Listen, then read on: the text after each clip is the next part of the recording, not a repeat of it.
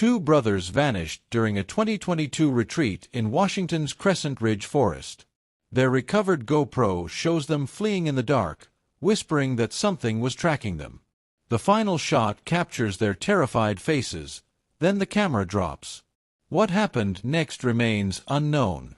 In October 2022, two brothers from Portland, Oregon, Evan and Marcus Ridge, ages 24 and 27, set off for a weekend getaway in the remote wilderness of Crescent Ridge National Forest, an enormous and rarely patrolled section of rugged land stretching across the Washington-Oregon border. It was supposed to be a simple retreat to reconnect after months of barely seeing each other. No phones, no work, just a tent, a stream, and miles of quiet. But when they failed to return home that Monday, the search that followed became one of the most extensive missing person operations the U.S. Forest Service had conducted in years. Dozens of volunteers, drones, dogs, and ranger teams scoured the area. Nothing was found. No campsite. No bags. Not even footprints. By winter, the case went cold. Then, in November 2023, over a year later, a deer hunter hiking off-trail stumbled upon a mud-covered GoPro lodged in a ravine. Authorities recovered the SD card, and inside it were the final terrifying moments of the Ridge brothers. Footage so disturbing and unexplainable that the FBI's Behavioral Analysis Unit quietly stepped in. This is the story of what the camera captured. Evan Ridge had been working non-stop at a tech startup in downtown Portland, barely sleeping, barely eating, just coding, deadlines, and caffeine. His older brother Marcus, recently back from a long truck haul contract across the Midwest, pushed him to take a break. "We need a reset," Marcus insisted. "One weekend. Crescent Ridge. Like when we were kids." Evan relented. They packed lightly: one tent, a cooler, a couple of ultralight backpacks, a small drone, and Evan's brand-new GoPro Hero 11 he wanted to test in the wild. They drove north into Washington, winding through small logging towns until cell service disappeared. Crescent Ridge was known for its massive Douglas firs, deep mossy valleys, and the strange silence locals often warned about. "People say the forest listens," the old gas station attendant told them. "Just don't wander too deep." They laughed it off. By late afternoon, the brothers hiked several miles off the main trail to a flat clearing near a narrow mountain stream. Evan started recording everything: the campsite setup, the fire, the forest canopy glowing orange with sunset. But while gathering firewood, Marcus noticed something unusual. Carved into a thick fir trunk was a spiral symbol, deep and fresh, sap still wet around the edges. "Probably some bored hiker," Marcus said, though his tone lacked confidence. Night fell quickly. The air turned cold. The forest felt unnaturally still.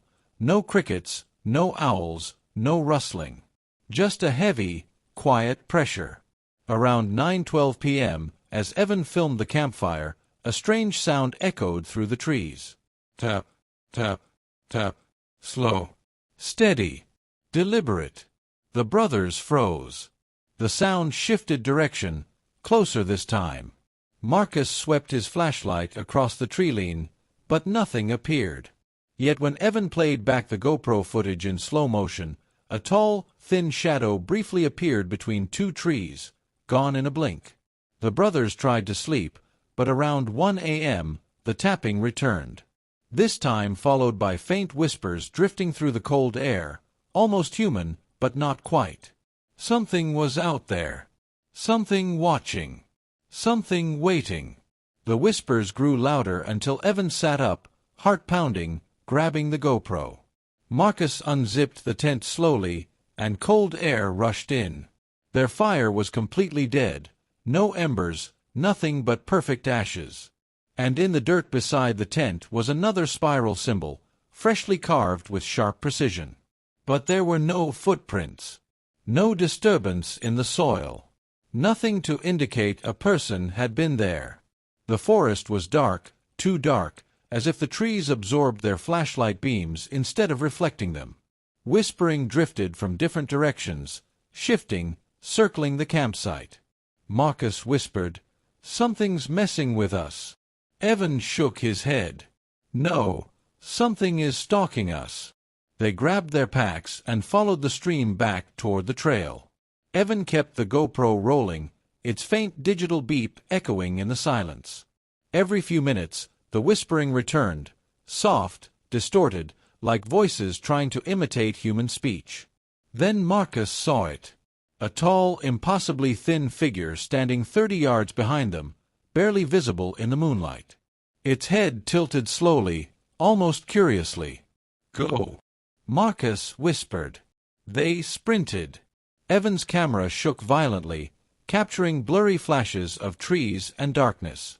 Branches whipped their faces as they ran. The whispers grew louder, almost frantic. After several minutes, they slowed, gasping, trembling. Evan pointed the GoPro behind them. Nothing. But the silence felt wrong. Then, crunch. A single footstep. Marcus spun around with the flashlight. The beam caught something retreating behind a massive tree, an elongated arm folding out of sight in a way no human arm should bend. "What the hell was that?" Evan whispered. Marcus didn't answer. They kept moving, voice low, breath uneven, the forest around them feeling alive, alert, attentive.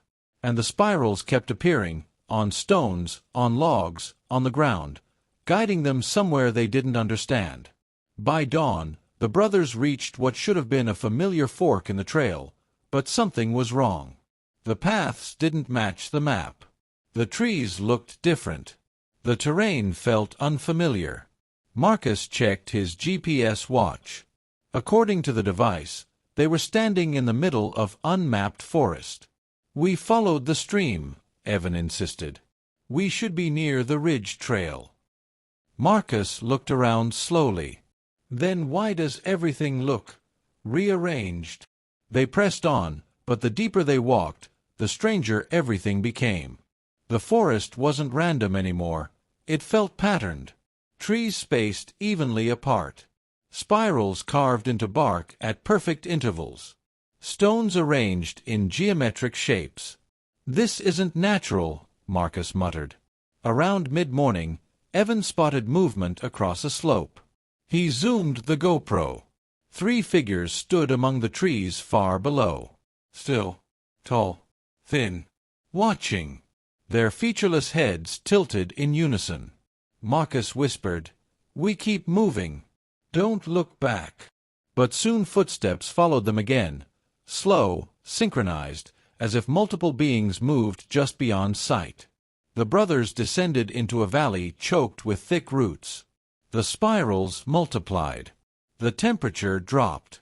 The air felt heavy, almost metallic. Then they found a massive fallen cedar. Carved along its entire trunk were dozens of spirals layered over one another. Symbols arranged like a boundary line. Marcus stared at it. "This is a perimeter." "A perimeter for what?" Evan asked. A snap echoed behind them, sharp and close. The GoPro caught it, a dark, elongated arm curling back behind a tree. "We're being herded," Marcus whispered. "Driven." By late afternoon, exhaustion began breaking them down. Their water was nearly gone. Their limbs trembled. And the forest seemed to warp around them, paths looping back, landmarks repeating. They were trapped in a maze. Then Marcus noticed something tucked between 2 massive firs. A crude wooden dome-like structure made of branches, vines, and rotting logs woven together. "Someone built that," Evan said. Marcus shook his head. "No one I want to meet." Still, they approached. Strange angular carvings covered the entrance, shapes like open jaws, sharp lines pointing inward. The brothers ducked inside. The interior was worse. The walls were etched with tall humanoid shapes, long arms, long legs, blank faces. And below those figures were dozens of spirals etched so deeply the bark had peeled away. In the corner, half buried under leaves, they found a pile of belongings. A hiker's torn jacket. A cracked smartphone. a dented metal hiking flask, and a shredded backpack with an old Washington State Parks tag. None of it had decayed naturally. It looked as if it had been ripped apart. "People were here," Evan whispered. "People who didn't get out." Then, tap, tap, tap. On the outer wall, the brothers froze. The tapping grew heavier, slower, dragging across the dome like claws. A whisper seeped in, low, distorted, chilling. Marcus hissed, "It knows we're inside." A sudden thud shook the structure. Dust rained down. Evan lunged toward a small gap at the back. "Now!" They crawled out into the cold twilight. Evan pointed the GoPro back at the dome. The camera captured a silhouette standing in the entrance, tall, motionless, head slowly tilting. As if memorizing them, they ran. Branches tore at the camera lens. The whispering followed, closer, louder. The last GoPro file, its timestamp glitching, begins at dusk. The brothers looked pale, dehydrated, terrified. "We can't make another night out here," Marcus said. Evan suggested climbing a ridge to get elevation. Maybe they'd spot a highway, a ranger station, a campsite, anything. They ascended the rocky slope, gripping roots and stone. Halfway up, Evan turned the camera downward. Something climbed after them. Not crawling, not scrambling. Climbing with unnatural fluidity, its limbs stretching like shadows.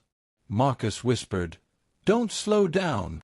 At the ridge crest, they collapsed, gasping, then a loud click echoed through the air. Like a camera shutter, but impossibly loud. The GoPro glitched, static, then warping frames. Marcus's terrified face filled the screen. "It's on the ridge," he whispered. "Behind you." Evan turned the camera. A tall, faceless silhouette stood at the ridge entrance, spirals glowing faintly beneath its feet. Then it moved, fast. Too fast. Gliding several yards without taking a step. The brothers sprinted along the narrow ridge. Marcus slipped. Evan grabbed him. The creature was almost upon them. The whispers grew deafening, overlapping like a chorus. The GoPro timestamp jumped backward, then forward, then froze. At the ridge's end, a sheer ravine dropped into darkness. "We can't go down," Evan yelled. Marcus looked at him, eyes wide. "We might have to." The camera spun as Evan stumbled. Marcus pulled him. The creature appeared at the ridge mouth. The spirals blazed. The whispering stopped. Then, the camera fell. It tumbled down the ravine, spinning, cracking against rocks, until it landed upright for one final second. The last frame captured a silhouette leaning over the ridge's edge, its head tilting slowly. Watching.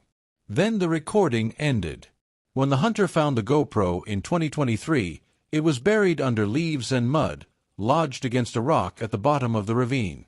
Miraculously, the SD card still worked. Washington State Police examined the footage first. Then the FBI took over. They never released the full video, only a heavily redacted statement. No human explanation fit the events shown. No animal matched the height, movement, or behavior. No environmental phenomenon explained the whispering, the spirals, or the distortion. Despite months of searching, no remains of Evan or Marcus were ever found. Their disappearance was ruled a probable wilderness accident. But the lead U.S. Forest Service investigator privately admitted, "I've worked search and rescue 30 years. I've never seen anything like that footage. Whatever they encountered out there wasn't human." Crescent Ridge National Forest remains open, but hikers still report tapping in the trees, whispers, and tall silhouettes watching from deep within the timberline. Some places in America still belong to something older, something that doesn't want company, and doesn't let you leave.